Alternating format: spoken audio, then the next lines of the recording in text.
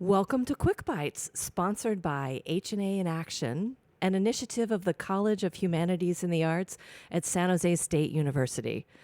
We're excited to bring you this forum for urgent news where SJSU faculty members discuss current events and provide expert insights into the news that everyone's talking about. On behalf of myself, Catherine D. Harris, and Shannon Miller, the Dean of the College of Humanities and the Arts, we welcome you to listen in on today's conversation among Rhonda Holberton, Jean-Marc Grazioli, and Janet Stemwedel as they explore how AI functions as both a tool and a mirror, considering AI not only as a technological force, but also as a cultural one. Can computational systems create? How might artists, scientists, and thinkers respond and resist? We're coming to you virtually, live streamed from the Hammer Theater Center Mercury Newsroom Lounge, and invite you to post questions and conversations in the chat of Vimeo or LinkedIn alongside our Responsible Computing Club students who are hosting a watch party on campus for tonight's event. Welcome to our conversation. Thank you, Kathy. Jean-Marc, thank you so much for making time today. Oh, my pleasure. It's great to be here. So I was thinking that what we could do is maybe start by creating some frameworks for our conversation. An easy one is just maybe introducing ourselves and talking a little bit about what we do and how we might use AI in our practices. Perfect. Do you want to start us off? Do you want to go first? I want to see how it's done. Yeah, okay. I'm an artist, and I use technology in my practice in a critical capacity, frequently using bleeding edge or cutting edge technology, but in wrong ways. There's a field within the arts that speaks about the glitch. So when technology breaks down, it reveals something about itself. So it's hard to break AI as a system, as a technological system, but I use it critically kind of around the edges of its functionality to expose things about itself. And maybe we can show some visuals in a little bit, but I thought maybe we could just kind of set the scene for everyone and then kind of go into the visuals. Perfect. That's so cool. I definitely want to hear more about using things at their edge of functionality. That's such a cool concept. I love it. So let's see. So the work that I do a lot of things combining molecular simulations and machine learning, artificial intelligence. So I'm kind of split between the two pretty evenly. One of the areas that I work in is trying to understand amyloid fibril formation, which is proteins in your body that hook together and they form these long chains, and they're involved in a lot of diseases like Alzheimer's disease, things like that. But we don't really understand how they keep forming. They keep growing longer and longer. I built an artificial intelligence called a genetic algorithm to produce models that do this, so that if we can understand how the model forms it, then perhaps, if it matches up with some things in nature, then maybe that's how nature's doing it too. The AI is a big part of that, and we can get into the details later. It's fascinating. I can't wait until we do. So I'll bring up some images now. The last exhibition I had, this is actually from 2023. It was at Colt Amy Freeberg exhibitions in San Francisco, and each one of the, I would say, artworks in the exhibit had a seed that started with me thinking about what it means to create, what it means to create life, and what I say, digital or stewardship of life on this planet might look like in the future with a kind of AI presence.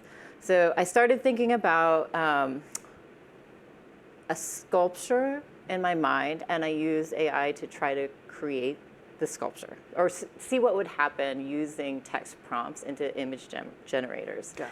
And then when I got the most interesting results, I kind of saved those text prompts. They ended up becoming kind of chapter markers for a speculative fiction story set 1,000 years in the future in San Francisco. It's a future without humans, and I asked the AI then to kind of unfold or reveal certain aspects of that future. So what it looked like, what it sounded like, there was an audio piece, what it smelled like, I had a fragrance piece in there as well. And then each one of those kind of iterations of the material objects would produce a seed that kind of initiated the next object. So I created paintings that were seed images for animations.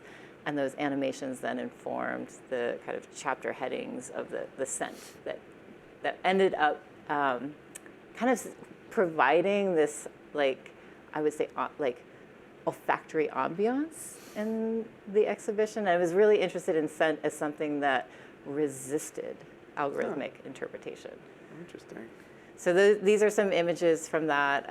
I ended up actually sculpting some of the works, casting them in glass and metal here in the foundry at San Jose State. That's really neat. And then this, I'll talk about, maybe we'll come back to it, but in between the animation sequences, the chapter headings, the animation algorithm was really far, like, spread between the two, like, weighted chapter headings. So it would in each of these videos, so these are 3 different videos that had very different initiation or seed frames, but it would replicate its, like, this kind of undulating pattern. So there's something that we might get into a little bit later. Okay. About, like, what does the AI want, and does it, like, tend towards certain, are there tendencies in the AI, and why that might be. Okay. Yeah. Cool. And do you want to set us up here? We've got some images from you too. Yeah. So this is the image that how I ended up in this very cool position right now in this conversation. So this is a cover art image that I created for the Journal of Physical Chemistry B for a paper that we published that having to do with the project that I described, where we have this network simulation of how these proteins find each other and they form these long chains. And it's very difficult to parameterize these models. So, there's different ways you can try and get a computer to parameterize it for you. And one method is called a genetic algorithm, where basically you create a whole bunch of copies of that model, and you parameterize them all a little differly. Can I stop you? Yeah, please. Ask you, when you say it's hard to parameterize something, what does that mean? Good. I'm glad you stopped me. Yes. So, if there's a set of numbers. Okay, think about it this way. The parameters are like little knobs on something, right? If you think of, like, a guitar amplifier and you're going for a particular tone and you've got, treble, mid, bass, and reverb, you can turn those little knobs and get just the right sound. Got it. It's like that. So these particular models have 9 knobs, and they have to be set to some number. It can be negative, positive, or 0, but they have to have. So these 9 set of numbers are very hard to figure out what they are, and so that's how we did it. And so. Any genetic algorithm has to have, like, a breeding step. They have to compete in natural selection, right? If everyone survives, then you can't get the strongest genes. So you have to, it's all simulated. No one's getting hurt. But if we say, all right, the bottom 90%, you're done. Get out of the gene pool. And then we take the top 10%, and then we have them exchange information. So these parameters, if you can think of that into a 9-dimensional space, if you have 2 good models and you say, well, these 2 models are good, they should have some children, right? You could put dots, you could put new parameter points in that 9-dimensional space connecting them. And then those could be new ones. And then you let them run and see if they produce any fibrils, and then it keeps going. So this image, I was trying to sort of capture in an image what this algorithm is doing. So, under the waves, we have, like, it's a play on the word gene pool, water, ocean, huh? So we've got a bunch of imperfect fibrils. So I took the results of, so if you look closely under the waves, you can actually see network structures. And those were networks that were produced by the not so good models. And then we have the tree of life. In the image itself, this is a byproduct of your process to identify the fibril strains in the lab. Yeah. So you've pulled images representing your research. Actual data. And are now using that layered in this AI generative. Right. I'm glad you said that. Yeah. So those network structures that you see on there are all generated by those algorithms. That's simulation data that my model produced. So basically, the waves, that like tree structure, and the clouds. I'll be honest. I got one of the OpenAI models to do it. DALL-E. I got that. I was like, hey, give me some choppy waves. Give me some clouds. The tree, I kind of had to talk to a little more, but that took a little more. But the rest of it is experimental, and the structure of the background's from an experiment. Yeah. So I don't know. So that's what I put together. And if you go one forward, please, then we've got, that's like the different layers that go together. So basically, it's like a collage, a digital collage of these different things. So just thought it'd be kind of neat to share. And did you select? This might come up a little bit later, but let's just stay within the images for right now. The sequences that you selected for the waves that you were saying were kind of your throwaway models. Oh yeah. Why did you select them to kind of be representative in this image for the journal? Okay, right. So okay, the ones that didn't. So I wanted to show the process of evolving forward. So that's why they're at the roots of the family tree. So the trees kind of represent like so the tree's family tree, right? So they're exchanging information. And, Yeah. Right. Yeah. So that's sort of the idea. So I had to include them as like, okay, fine. We have these great, well-formed fibrils at the top. Those the blue and the teal and the orange one. But then we had to evolve from less perfect structures to get there, or models. Less perfect models. Yes. But there was something about the kind of broken models that were necessary and important. Yes, absolutely. And important enough for you in a visual representation to maintain in the image. Yes. This is something that I want to come back to, That's and cool, I think yeah. I was alluded to in this like wavy line. So Yeah. hopefully we'll come back to it. Okay, thanks. Cool. And then what is please. this? Oh, that. So this is sort of so on the left that the one that looks kind of like candy, a stack of candy. That's an amyloid fibril. So when proteins stick together and form these long chains, like you can imagine how that could keep getting taller in that same repeating pattern. So that structure was actually measured by someone doing experiments. I believe it was done with NMR spectroscopy. San Jose State just bought a new one. But anyway, that's like the detailed image that has all the atoms in there. And then on the right, we have a course description where we say, okay, yes, I know these proteins are made of atoms. I'm trying to understand how the connectivity happens.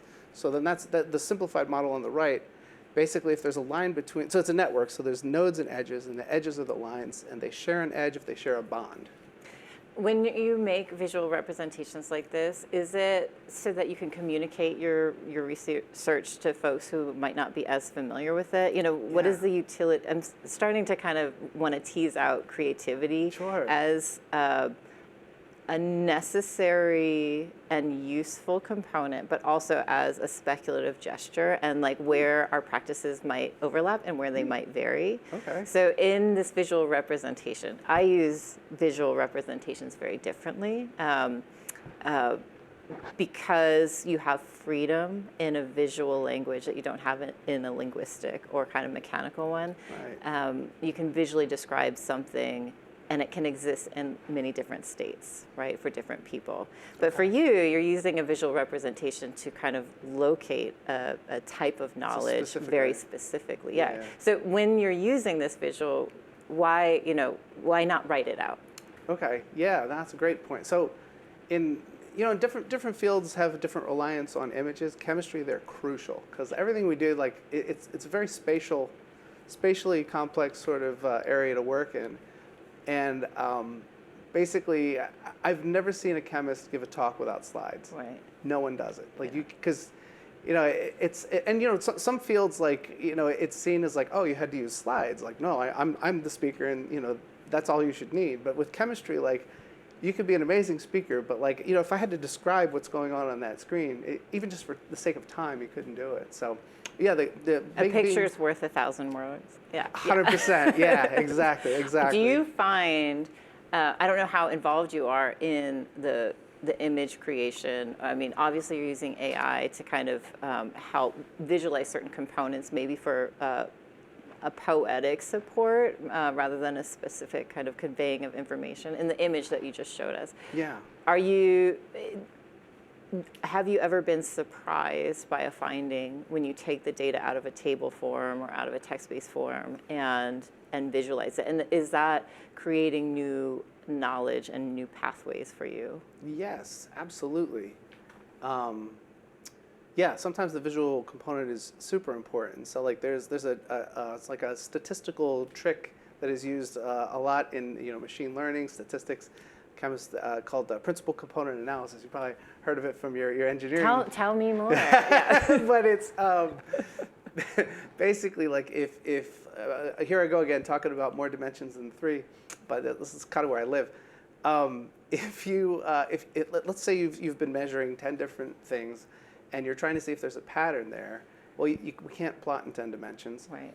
But with principal component analysis, you say like, well, what if I leave the points where they are, but I rotate X, Y, and Z so that X points along the greatest spread in the data, Y is the second greatest spread, and Z is the third greatest, and then I can plot 2 or 3 of those dimensions, and then I can kind of see where things are clustering. So like without the image, you wouldn't know anything. Right. Because yeah. You can't see where it's clustering. Yeah, exactly. So There's 2 dimensions. yeah, and so maybe I was kind of asking some leading questions, but as a way to kind of introduce a framework in the conversation around AI and creativity and how AI kind of works, generally speaking, which is throw a bunch of data, use some usually adversarial networks that are kind of fine, I'm thinking about your gene adversarial networks, right? Right. If there are maybe, we can talk about maybe there's like some crossover there.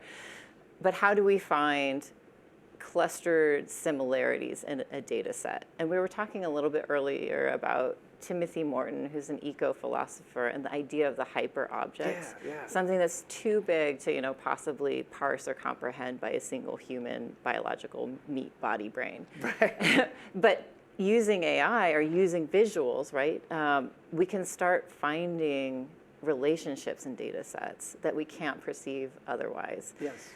That is super useful and feels like science. When we're thinking about creativity, it makes me start thinking about a couple things. One, can AI truly be like a novel, a creative entity in a novel way? If it's always finding these kind of like middle ground heuristics. So if it's always going to be kind of normalizing the data, how can we use AI for creative outputs without losing that kind of wandering ant mentality that is going to find the unexpected, the new, the novel? Right. Can curiosity exist within AI systems? And I have some ideas, but maybe I can pose that to you and see. Maybe you can bounce it. Yeah. Interesting. So I had a couple questions in my back pocket that I was thinking about for you, and you got me first. So let me see. Let me think about this. So do you want me to answer? Can it be surprising? I mean, I can. Yeah, if you want to. Do you want to go first or no? Okay. Yeah, I'll go first then. All right. So I would say, I think there's different levels of creativity. I think sort of lower levels of creativity are putting things together that people would expect you to put together, right? You say like, all right, I'm going to put hot fudge and ice cream together, right? All right, they're both desserts. All right, cool. But then you put olive oil on ice cream. Well, okay, that's a little different. I kind of thought that was more of a savory thing. That's a little step up. And then when you put kimchi on ice cream. There you go. Now that is unexpected. So I think like a measure of creativity is just one measure. I don't know exactly how you want to quantify it or whatever, but like how surprised are you when you see it? Mm-hmm. If it's surprising, it's kind of the most creative. Like Einstein being like, oh, well, what if time is actually the thing that is changing and the speed of light in a vacuum is a constant? Like, that's really, like that was a big jump. Like, that's an example of a scientific jump that I don't think, certainly not at this point, maybe at some point, but so I think AI is very good at combining things. What do you think? Super good at combining things. And I think, we need both and, right? Yeah. So I don't think we're here to necessarily like legislate, can AI be creative? But let's just assume that it can create things, right? Like, is it creative? Maybe like we're giving some agency to a thing that is maybe not agentic quite yet, right? We can talk about agentic AI a little bit later, maybe. But I think it has creative-like properties, right? And one of the things that we were talking about in our early conversations is like, well, I think it's easy to kind of use an image generator to produce an image. Am I an artist when I do that, right? Or if I am using a text generator trained on, a set of philosophy texts, if it's producing philosophy-like sounding things, is the AI doing philosophy? Am I doing philosophy with the AI? Right. So I think that those are interesting questions. I'm not sure that that's necessarily what we'll do today, but I want to pose them. And if we want to pick up on them, we can certainly talk about that. But what I think, when I'm thinking about AI and creativity within the arts, I'm always thinking about the artist as someone who is making something uniquely, like distinct for the time that they're living in. And that's a quote from Matt Dryhurst, who's an artist and musician working with AI. And I think that that entity, so whether or not I'm using AI or I'm using paint or I'm using, sculpting, I'm producing a work that is in my own language and always will be, regardless of the material or the medium that I'm using. And that arises from a couple different strategies that I employ. But for you, can I go back to the image? Yeah. Anything. I think that this layered image is actually kind of interesting to think about too, because it really shows a couple different layers of your process as well. Mm-hmm. The reasons that I would say, when I'm using AI, I can name it as like my work. Mm-hmm. We can talk about legislatively, do I own the work that I'm creating or not? Legislatively speaking, you own the work if the AI output is meaningfully modified by a human. Right. Okay. And in this case, we can see all the layers that you've created. It has been meaningfully modified. Yeah. Now, do you think about this as is it closer to like a paint, like Mona Lisa painting, or is it closer for you to something like this? I got you. Yeah, I don't want to say Mona Lisa because it's not. Well, yeah, I'm using an obvious. But I know what you mean. Like capital A art, yeah. Right? Yeah. The cover art I would say is closer to the Mona Lisa variety than this, because it's not conveying.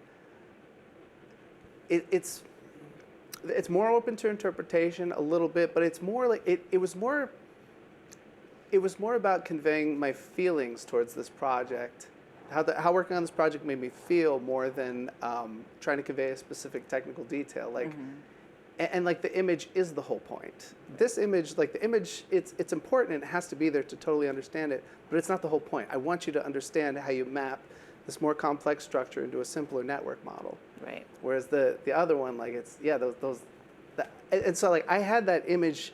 So like if I write a song or if I do some art, I have an image in my mind or a sound in my mind that I want before I produce it.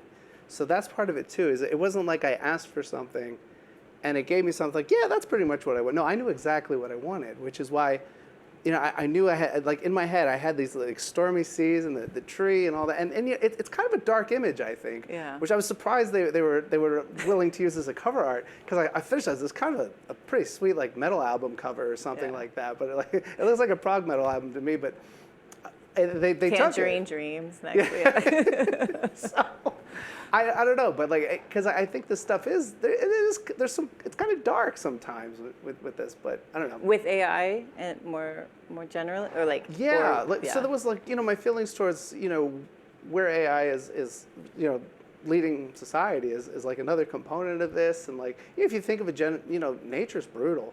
Right. And you think of a genetic algorithm simulating nature, and it's not like I have an emotional attachment to the models. Like, they're not actually dying. There's nothing actually dying, but like, I don't know. There's something brutal about this, like a genetic algorithm. Be like, no, because in each generation, I'll create like 700 models, and then I kill off like 600 of them and take the top. Like, I am so glad that you brought this back up. So thinking about these adversarial networks and the way that we talk about them, even the way that we talk about evolution as kind of like a zero-sum game in some ways, right? We know that that's not necessarily true, right? I'm wondering, when you're using AI in your practice, not as an artist, but as a scientist, to simulate these things. You say you don't have any emotional attachment.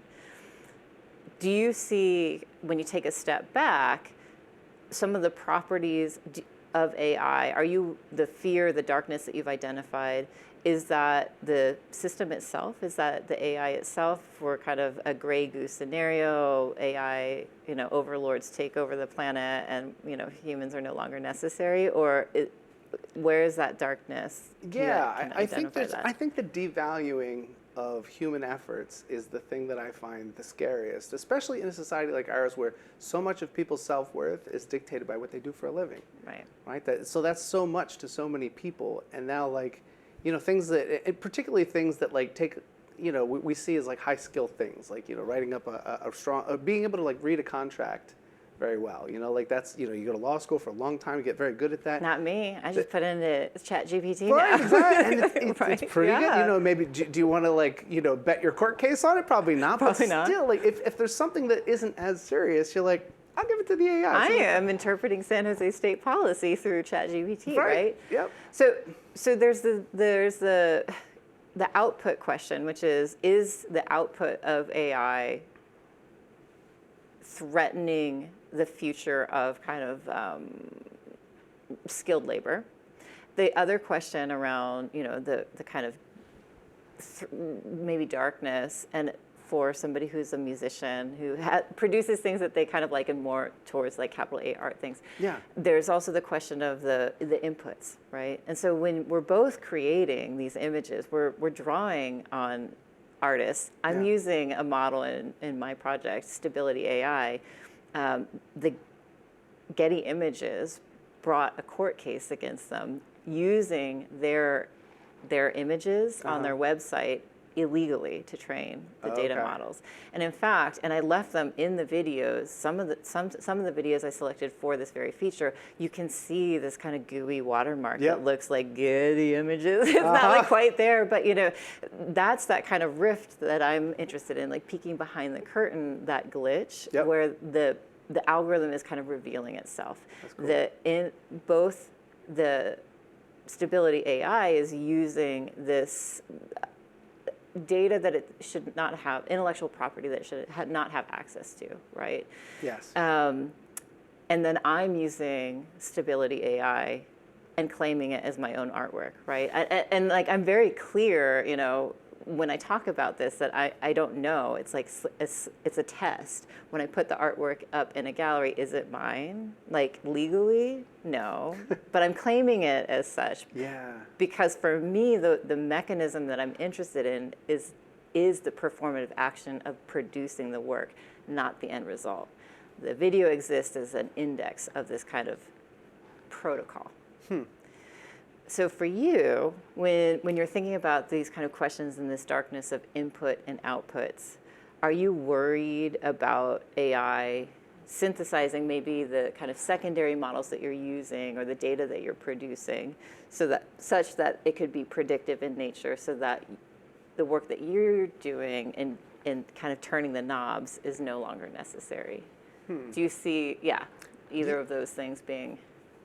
So for the genetic algorithm, I intentionally wanted it not necessary for me to turn the knobs. Like that was the goal there, and it's a narrow AI, right? So it's good at that one thing. So I think, as far as that particular project, I guess like if I had concerns about it, it would probably just be that maybe there was some other. So interestingly, these network models that this is built on was originally used for social networks. So like if you have a bunch of, if you have a group of anything, right? A group of 20 students, who's going to be friends? You could have a network, and who do I sell the thing to, right? Right. Yeah. Selling things. Yeah. Exactly. Right. So you could have like networks of trade, of friendship, whatever. And I guess if I was worried about something, it'd probably be somebody taking that and using it some other way. I'd be surprised, but so I don't worry about that one in particular as much. But. Do you worry that any data that you produce that's digital now, especially now that all of the CSUs have this agreement with OpenAI, as students that you're working with might be using AI to interpret papers that you're working on, research? Are you worried about that? I do. As an intellectual property rights issue? Absolutely. Yeah. And for a long time, I even worried about like Googling something or whatever, because these things are all collecting data all the time. Whether it's Google or ChatGPT, everybody's been collecting data. Yeah. Right? What they say, data's the new oil. So, that is something I worry about. I do have so there's Llama. Llama. So the Llama. The Llama. Do you want to explain? Yes, the Llama. That's like Facebook Meta's version of ChatGPT. And the nice thing about Llama is that they open sourced it. The story was that it leaked, but I don't know. I think they were fine with it leaking, but that's just a guess.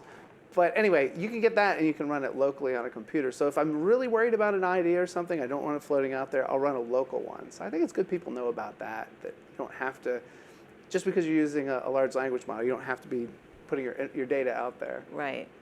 So there's artists who are both through the legislative system, but also through the kind of protocol or platform system, working on tools that help folks who create media. We can say artists, or let's just use it broadly. Sure. To opt in or opt out, right? To kind of put in poison pills into the metadata in these files, so that it's harder.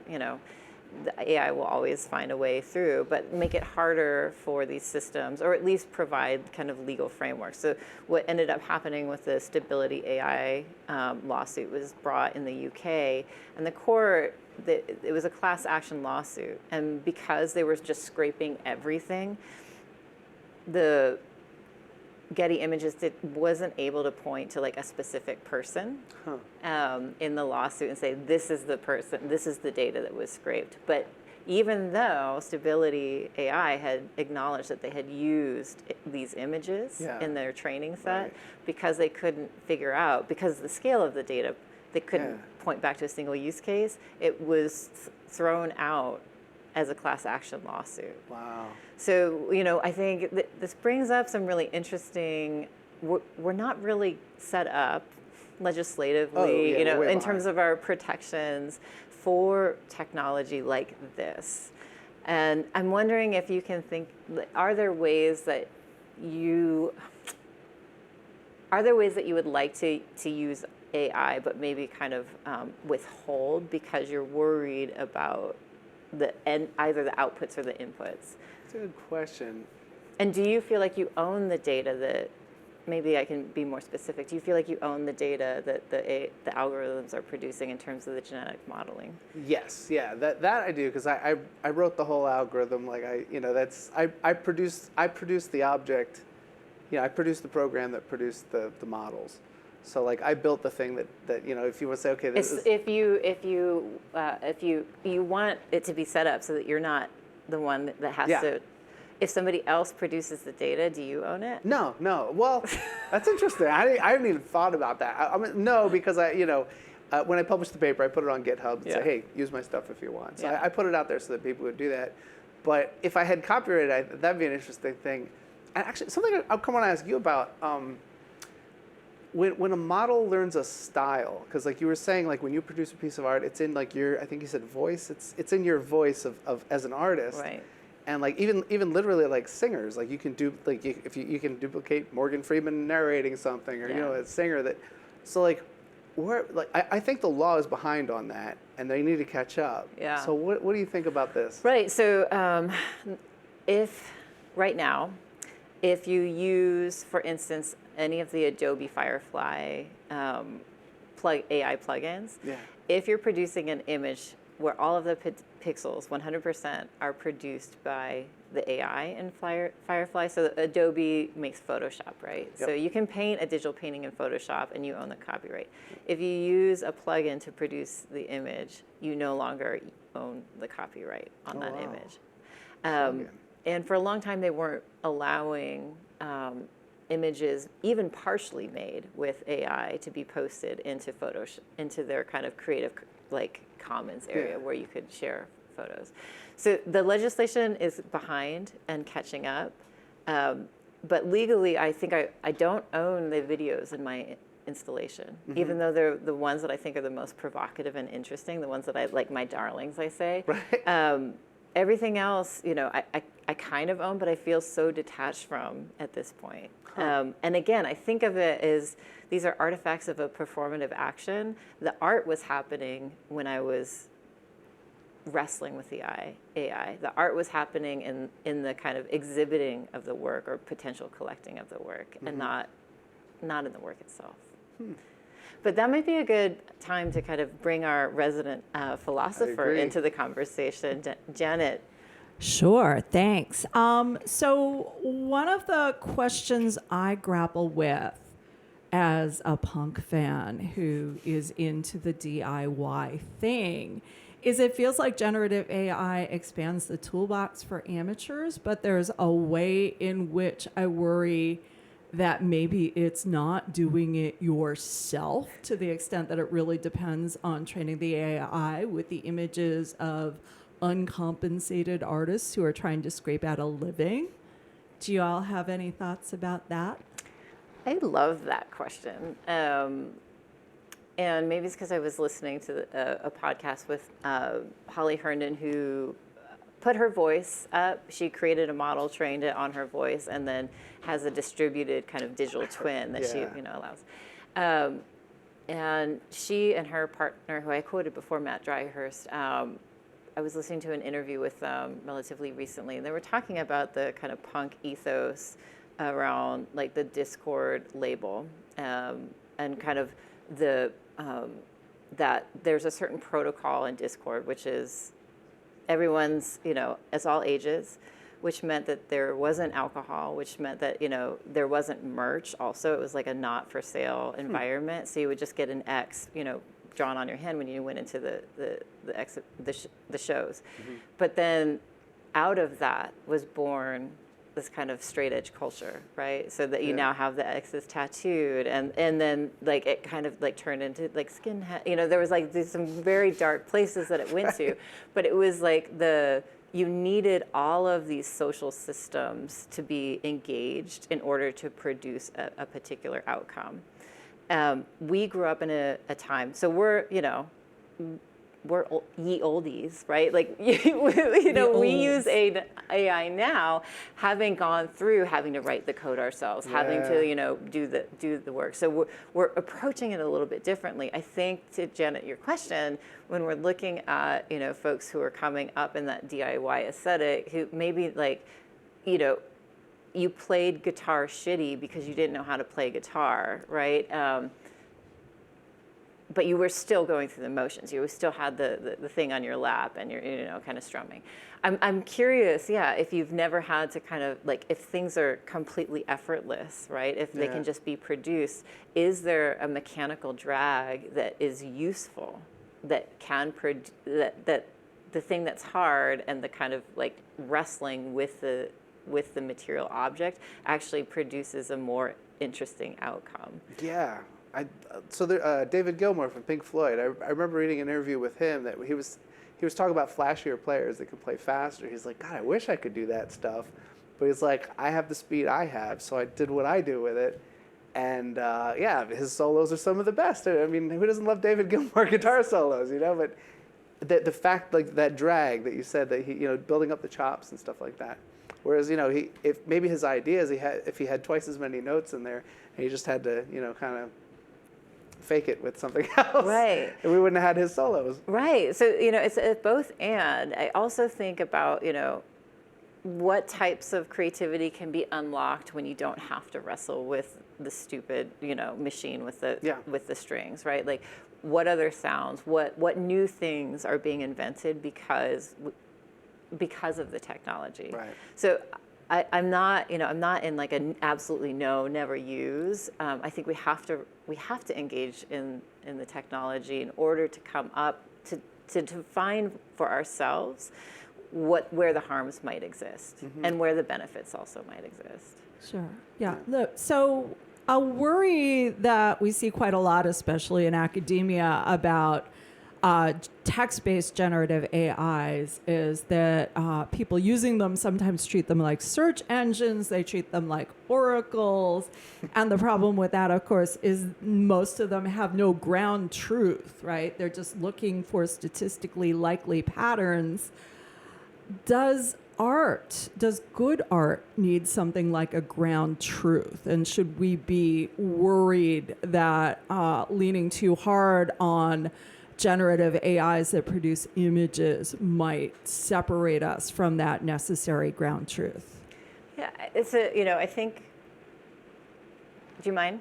Of course, yeah. So I think it's a really interesting question. The way that I start to kind of try to unpack that is like thinking about different technological advances.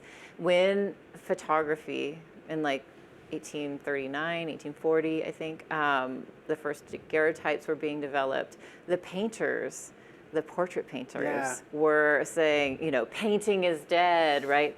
But what ended up happening was that the portrait, or the kind of the beholdens to reality making through a technological expertise was unlocked, because that was now you could do that with the photograph. So in the cases in which that was the goal, the photograph, become like the portrait becomes or like, taking photographs of architecture for, provenance. But it unlocked things so that we start to see abstraction and the impressionists and these kind of, modalities open up. Yeah. That being said, I don't think that there is necessarily a ground truth to be had. And if there is one, I think it operates, again, a little bit behind the scenes and a little bit more procedurally. There's an AI artist, Kay Ayado McDowell, who talks about AI as kind of revealing an inherent structure of the universe, what he terms, or they term, high dimensionality. Mm-hmm. And I think that's a really interesting space to start thinking about. We might want to start thinking about that. Venkatesh Rao kind of picks up on that thread and talks about the AI as more like a camera than it is a discovery. So it's like exposing, allowing us to see things, like Timothy Morton's hyperobjects, allowing us to see things that we couldn't see otherwise. But it's not necessarily, there isn't like a ground immutable truth to be found necessarily. Although that, maybe those kind of points of views are pointing more towards that than anything else. Yeah. I'm glad you raised photography, because I want to go even further back in the history of technologies. Back not too long after the printing press was invented, engraved images in printed materials became a thing. And in the Renaissance, actually, the artistic elements of the images that were coming from engraving sometimes conveyed more scientific accuracy than the anatomist or the botanist or whoever were really entitled to. I'm wondering if you think there might be a similar risk with AI-generated images today, perhaps especially, I don't know, on the cover of chemistry journals. Wait, so I'm trying to follow. Not the thread. necessarily So but yeah. So the issue was we're losing something. The engraving was so beautiful, and it was almost always done by engravers who were not, for example, present at the dissections or going on the voyages of discovery that were discovering new plants or animals or peoples or landforms. And yet you'll look at these images and they're so detailed that how can you not believe that the reality looks just like that? Got it. Could AI put us in a similar kind of conundrum where seeing is believing a thing that actually the facts do not warrant our belief in? I see. Yeah, I think I don't think that with the cover. I wouldn't say it in that regard, but I think definitely people are getting some misconceptions, and related to that, I think people are kind of lumping. A lot of people don't realize that, like, when there's AI, if you say AI, that's like saying science. I'm going to use science to. Well, what are you using? Chemistry, using about? What are you doing? I think that is, I think, related to what you bring up. I think that there is a risk, but it's of people underestimating things that AI could be good at because they asked ChatGPT to do something and it couldn't do it. Right. So or they asked ChatGPT for something, it misrepresents it, which maybe is more on with what you were saying.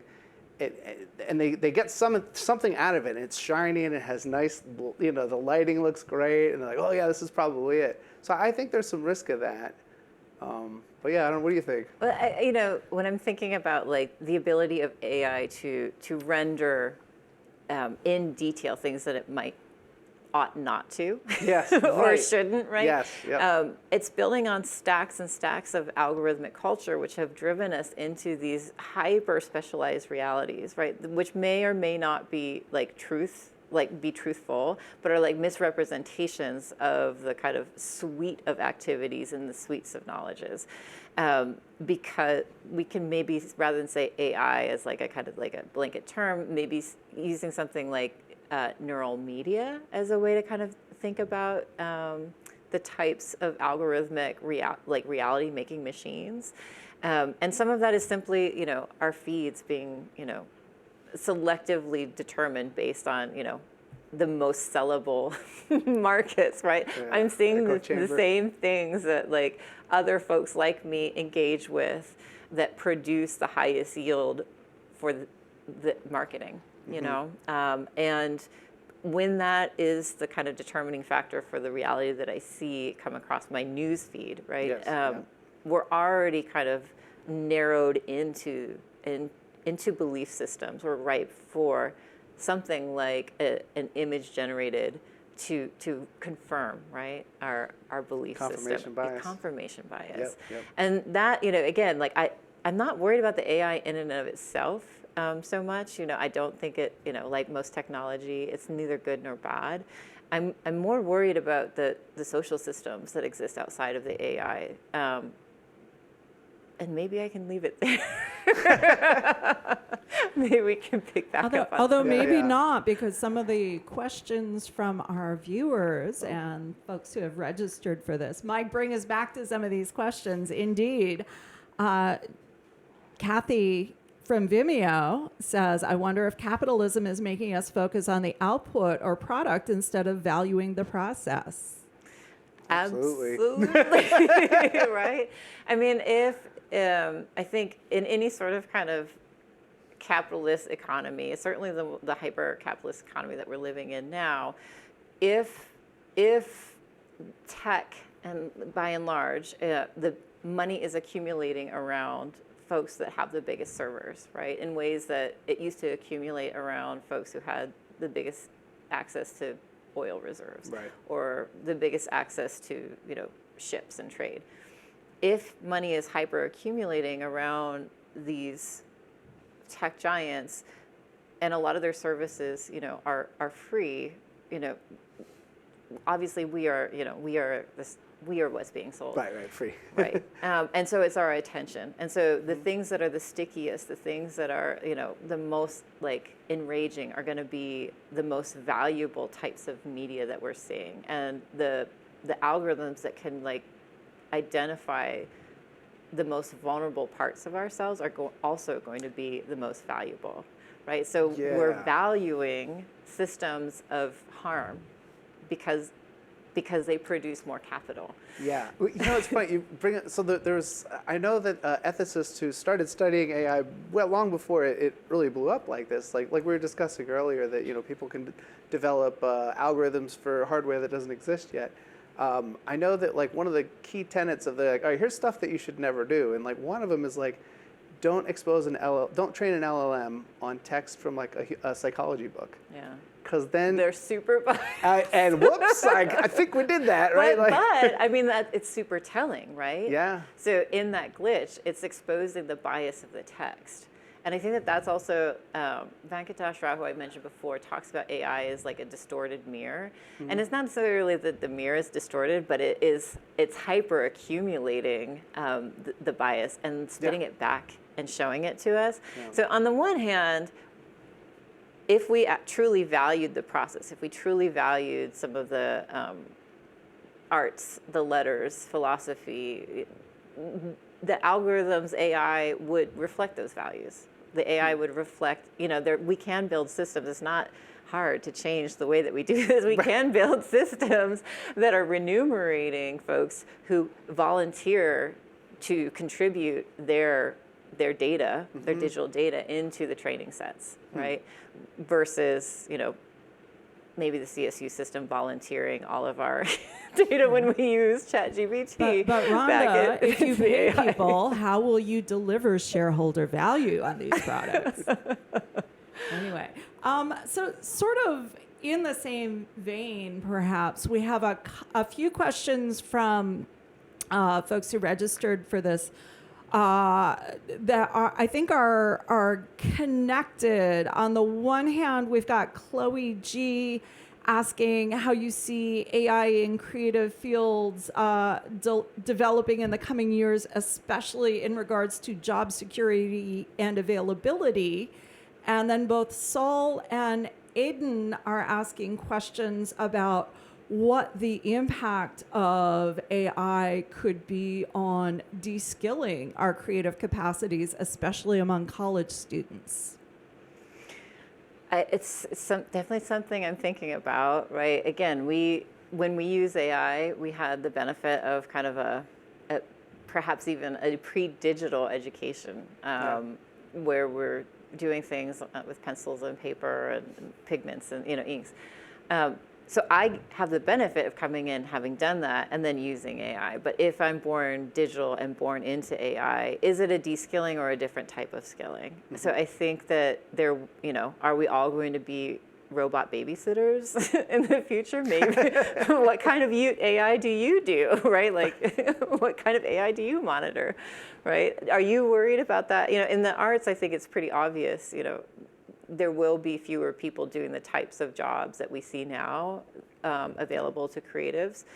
But that doesn't necessarily mean that the creative capacity goes away. Right. It'll find a new home. Well, I thought the point that you made about like photography, we got more expressionistic painting because, okay, well, if you want it to look exactly like the thing, just take a picture, right? Yeah. So then, so I mean, I think that's it, is that we have to find other applications, and it's not just the arts, it's technical, coding, right? I worry for them more than I worry about painting. Even just ChatGPT is a fantastic coder. It's really good. I use it all the time. Well, I'd be crazy not to. But come the zombie apocalypse when the grid goes down. Well, if the grid goes down, we have bigger fish to fry than AI. But arguably, one of those is we're going to have to be able to communicate with each other sensibly. So, Sure. Framing something like an argument without the help of ChatGPT. And I hope if we survive the zombie apocalypse that we'll still get to have art even before the grid comes back up. How are we going to do that if people don't have skills? Well, here's the thing. I mean, art is going to always exist. It always has, even through, especially in hard times. One of the things that was really interesting to watch during COVID, when everyone was kind of cut off from in-person communication, was this abundance of kind of creativity and kind of refocus to the arts. Yep. And, do I wish the zombie apocalypse because it would be good for the art? No. But I am not, again, I am not necessarily worried about the arts because it is, these are places where it makes no sense to do the things that we're doing, and yet we do them anyway. And so when times get tough, I think that will still be there. I do worry about some of the jobs that we've placed an inordinate amount of value into, which are the kind of dev jobs, the tech and the engineering, which AI, it might not be a great artist, but it's a really good coder, right? Yeah. And it still needs somebody kind of, watching it right now, but those babysitting steps are getting fewer and further between.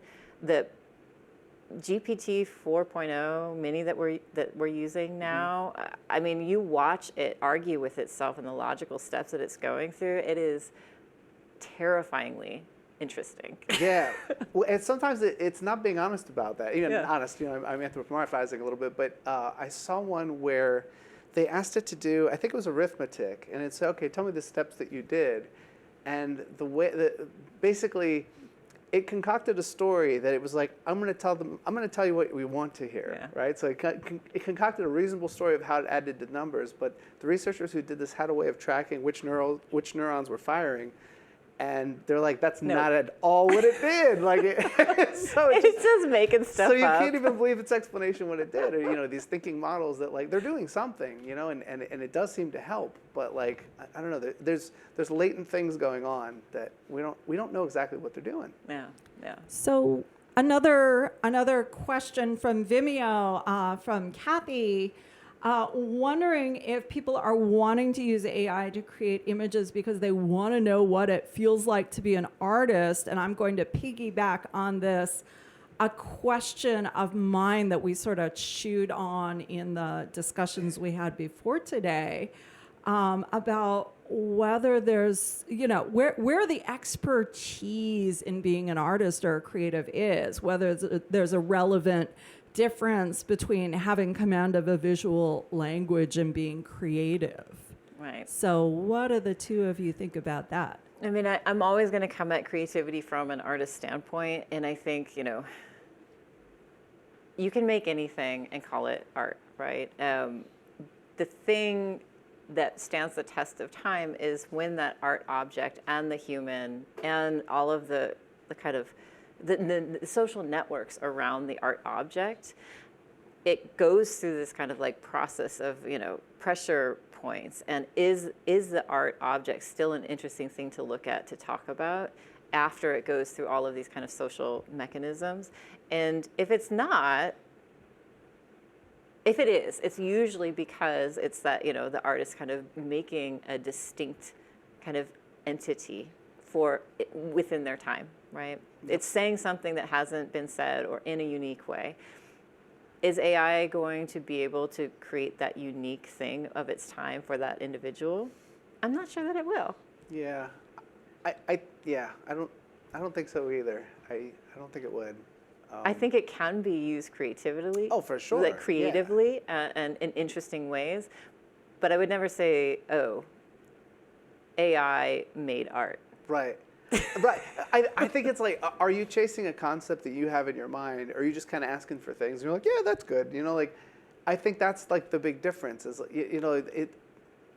is there an inspiration there that you're chasing after, you're pursuing perfection in some way, that there's something specific you're going after? Like, I think of that sometimes. This isn't an AI thing, but like, you'll see like a show where there's like they're flipping a house or something, and someone will say like, oh, I want, like, they'll give the person who, like, maybe they've labeled them, oh, that's my technician or something like that, and they're like, oh, they give them an idea, and then this technician is the real artist that, they actually make something happen, like, oh my God, that's exactly my vision. It's like, come on, what you said to them was not that. Like, they did a lot of the things. So I think there's going to be some of that with the AI generated stuff, where the AI is like, oh, that's just my technician.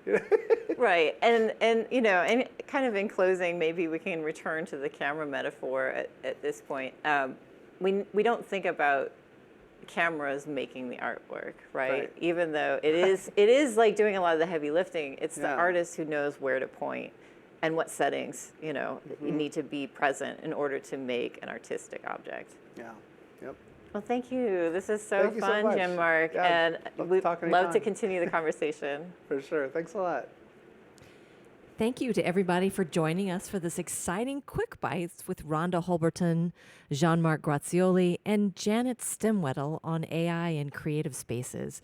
Thanks to our partners Adobe and the College of Science, the Circle Initiative, SJSU's Responsible Computing Club, a big shout out for all their chatter and comments while y'all were talking, and the H&A Advanced Institute for Ethical Technologies. Please let us know your thoughts about today's conversation by responding to our quick survey. Check it out in the chat.